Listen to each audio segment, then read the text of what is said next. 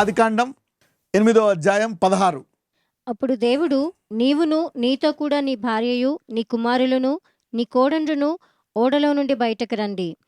పక్షులు, పశువులు, భూమి మీద ప్రాకు ప్రతి జాతి పురుగులు మొదలైన సమస్త శరీరాలలో నీతో కూడా ఉన్న ప్రతి జంతువును వెంటబెట్టుకొని వెలుపలికి రావలెను. అవి భూమి మీద బహుగా విస్తరించి భూమి మీద ఫలించి అభివృద్ధి పొందవలనని నోవహుతో చెప్పెను. కాబట్టి నోవహును అతనితో కూడా అతని కుమారులను అతని భార్యయు అతని కోడండ్రును బయటకు వచ్చిరి. ప్రతి జంతువును ప్రాకు ప్రతి పురుగును ప్రతి పిట్టయు భూమి మీద సంచరించినవన్నీయు వాటి వాటి జాతుల చొప్పున ఆ ఓడలో నుండి బయటకు వచ్చెను. So everything came out. అవన్నీ కూడా బయటకు వచ్చి again everything came and everything was out. 20వ వచనం చదువుదాం. అప్పుడు నోవహు యెహోవాకు బలిపీఠము కట్టి పవిత్ర పశువులన్నిటిలోనూ పవిత్ర పక్షులన్నిటిలోనూ కొన్ని తీసుకొని ఆ బలిపీఠము మీద దహన బలి అర్పించెను. This is where instinct. Even దేవుడు కూడా ఇదే చూస్తాడు అనమాట, instinct. Okay, for example thanks giving. ఒక మనిషికి థ్యాంక్స్ చెప్పాలనుకోండి, ఎవరైనా మనకు సాయం చేశారండి, ఎప్పుడైతే మనం కృతజ్ఞత కలిగి ఉండమో, okay, when you are not grateful, అది మనము సెకండ్ లెవెల్కి వెళ్ళడానికి ఉపయోగపడదు, నెక్స్ట్ లెవెల్కి. ఒక్కొక్కసారి కృతజ్ఞత హృదయం లేకపోవడం వల్ల చేదైపోతుంది. ఉదాహరణకి అపవాదికి దేవుడు ఇంత చక్కటి సౌందర్యం ఇచ్చి దాన్ని సృష్టించి, అయ్యా నేను అసలు ఉండేవాడినే కాదు, నువ్వే సృష్టించి సౌందర్యాన్ని సామర్థ్యాన్ని నువ్వే ఇచ్చావా, నేను ఇంకా స్తుతిస్తా అనే దృష్టిలో ఉండాల్సింది పోయి ఆయనకంటే పైకి ఎక్కిపోతా. అంటే ఎక్కడైతే కృతజ్ఞత లేదో, where there is no gratitude, pride will enter. ఎక్కడ కృతజ్ఞత లేదో అక్కడ గర్వము, అహంకారం అనేటువంటివి లోపలికి వెళ్ళిపోతాయి. They will creep in. A heart of gratitude is very very very big deal. Instinct అంటే ఆటోమేటిక్గా ఉంటుంది అనమాట. అంటే దేవుడు కూడా చూస్తాడనమాట. ఇది దావీదులో ఉంది, నేను ఆయన్ని స్తుతించాలా అంటే ఏంటి, నేను లోకాన్ని చూడను, నా దేవుని ముందునే నాట్యం ఆడాలి. అవతల నా గురించి చిన్నగా అనుకుంటే ఏంది, పొగిడితే ఏంది, పొగిడిపోతే ఏంది. I want be thankful to my God, అంతే. సౌలు అలా కాదు, ప్రజల కోసం నేను ఇవి ఇలా చేశాను, ప్రజల కోసం నేను వెంటనే బలివ్వాల్సి వచ్చేది, ప్రజల కోసం నేను వాటిని ఇలా దాచిపెట్టాను. దావీదు అంటాడు, నేను వాళ్ళ ముందు హీనంగా కాదు, ఇంకా హీనంగా కూడా అవ్వడానికి నేను రెడీ.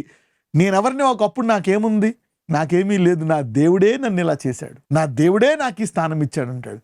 ఇంకొకసారి దావీదు చాలా గొప్పగా దేవుడికి ఇస్తాడు. అప్పుడు ఒక మాట అంటాడు, అన్నీ ఆయనవే, ఆయన ఇచ్చిన వాటిలో ఆయనకి ఇవ్వడం పెద్ద గొప్ప ఏంటని తగ్గించుకుంటాడు. See the kind of gratitude. అంటే ఆ సామర్థ్యము నీదే. Instinct, gratitude at a deeper level and genuine level. అది సత్యము కూడా. అంటే దేవుడు తన సామర్థ్యాన్ని మానవుల్లో పెట్టేసి అది బయటికి తీస్తాడా అని చూస్తాడు అనమాట. ఇక్కడ మరి నోవా వచ్చిన వెంటనే చేసినటువంటి పని ఏంటంటే కృతజ్ఞత. Thank you. See the heart of Noah. మీరు చూడండి, అబ్రహాము బలిపీఠం కట్టేవాడు, బలిపీఠం కట్టి దేవునికి ఒక త్యాగం ఇచ్చి థ్యాంక్స్ చెప్పేవాడు. యాకోబు కూడా దేవుడు మాట్లాడినప్పుడు ఒక బలిపీఠం కట్టేవాడు. సౌలు కూడా కట్టేవాడు, కానీ కొంచెము సిద్ధపాటు లేదు, ప్రిపరేషన్. దావీదుని స్టెప్ బై స్టెప్ తీసుకెళ్ళాడు, స్థిరపడిపోయాడు దావీదు. కొన్ని పొరపాట్లు చేసినా కానీ ఆ పొరపాటును ఎలా సర్దిద్దుకోవాలో తెలుసు. యోసేపు చాలా టైం తీసుకున్నాడు దేవుడు తయారు చేశాడు, అలా ఉండిపోయాడు. God takes time. Abraham, Isaac, Jacob, God takes time. అందరూ చెప్పండి, దేవాన్ని సమయం తీసుకో. A gratitude is very very very important. చూద్దాం 20. అప్పుడు నోవహు యెహోవాకు బలిపీఠము కట్టి పవిత్ర పశువులన్నిటిలోనూ పవిత్ర పక్షులన్నిటిలోనూ కొన్ని తీసుకొని ఆ పీఠము మీద దహన బలి అర్పించెను. ఇక్కడ చూస్తే అందులో ఏది మంచిదో ఏదో తీసుకొని he gave it. See, instinct, preparation. Case paper చూడండి, ఆయన నార్మల్గా ఉన్నారు లైఫ్ అంతా. ఇంకా మినిస్ట్రీకి ముందు 40 days ఉపవాసం ఉన్నారు, ఆ తర్వాత 3.5 years mighty revival. So there will be seasons like that and times. మోషే పైకి వెళ్ళాడు, 40 రోజులు ఉన్నాడు. యోషువ ప్రిపేర్ అయ్యాడు అక్కడ, తర్వాత యెహోషువ తీసుకెళ్ళిపోయాడు Canaan. Preparatory times. So these are some times you need to listen. ఒక ప్రామిస్ ఉన్నప్పుడు ప్రామిస్ని పట్టుకోవాలా, then prepare for it. Then instructions ఇస్తాడు, then God will give you instructions.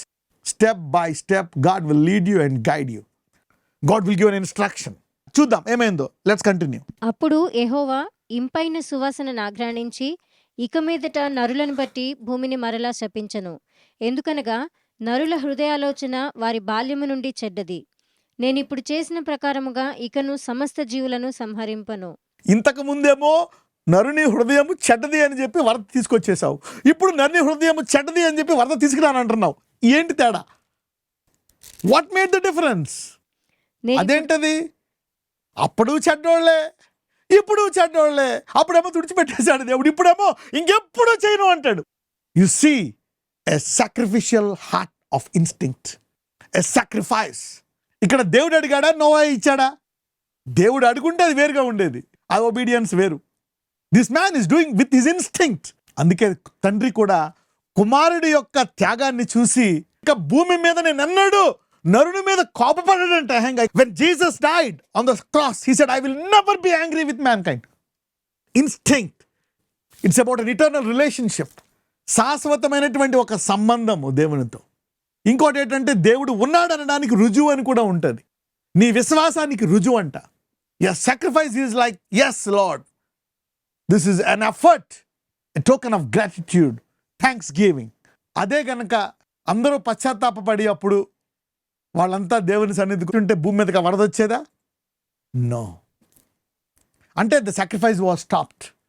The presence of God and the sacrifice to God. దేవుని సన్నిధి లేకుండా కూడా bless అవ్వచ్చు. కయ్యూను ఊరు కట్టించుకున్నాడు, but no God, no thanks giving, no presence. ఏం తెలుస్తుంది ఇప్పుడు? వాళ్ళు వీళ్ళు ఇద్దరు కలిసిపోయారంట. నరుల కుమార్తెలు దేవుని కుమారులు కలిసిపోవడంతో దేవుని సన్నిధి దూరం అయిపోయింది. Never allow that to happen. అందుకే దావీదు అంటాడు, సౌలు రాజ్యం పోతుందంటే దావీదుని చంపడానికి వెంటాడతాడు. దావీదు మొత్తం పోతే అంటాడు, పోతే పోయినవయ్యా, నీ పరిశుద్ధాత్మను మాటుకుని తీయొద్దు అంటాడు. నీ గుమ్మం దగ్గర నుంచో నీ వాక్యం వినే కృప ఇయ్యి అంటాడు. అట్లీస్ట్ నీ గుమ్మం దగ్గర పెట్టుకో, నీ సన్నిధి మట్టుకు తీసేయక. The man who knows God and everything, who knows the base. దావీదు శాశ్వతంగా స్థిరపడ్డాడు. ఆయన సన్నిధి యొక్క ప్రాముఖ్యత. డెవలప్మెంట్ రావచ్చు, బిజీ రావచ్చు, పేరు రావచ్చు. Never compromise for the presence of God.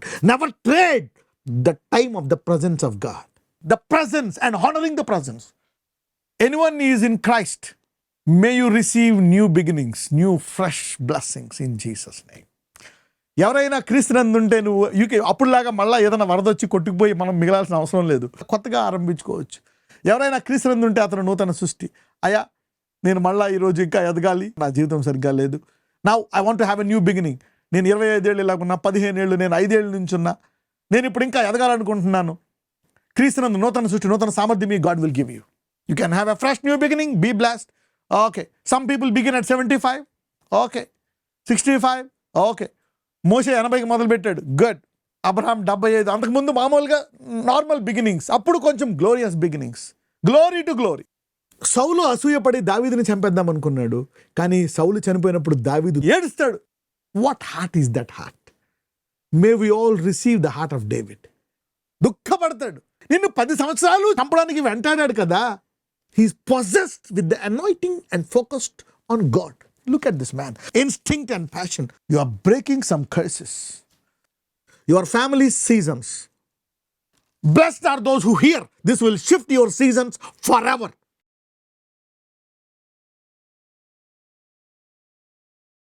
నాజరేయుడైన యేసయ్య, ఇదిగో ప్రభు, ఈరోజు ఏ బలహీనత అయితే ఇబ్బంది పెడుతుందో, ఏ వ్యాధి, ఏ బాధ, వేదన, మానసిక బాధ, ఇంట్లో కుటుంబ బాధ, వివాహము, అయా ఎటువంటి వేదన వారిని ఇబ్బంది పెడుతుందో దాన్ని జయించే సామర్థ్యము దయచేయండి. అపవాది అనేక రకాలుగా ఇబ్బంది పడుతుంది, అయితే నీ రక్తము అపవాదిని జయించడానికి ఉపయోగపడుతుందని ప్రకటనలో సెలవిచ్చున్నావు. ఈ వాక్యం వెంటనే ప్రతి ఒక్కరికి నూతన సామర్థ్యాన్ని ఇచ్చి శత్రువు యొక్క ప్రతి దాన్ని జయించేటువంటి కృప ఈరోజు ప్రతి విశ్వాసికి దయచేయమని నాజరేయుడైన యేసునామమున ప్రార్థిస్తున్నాము తండ్రి, ఆమేన్.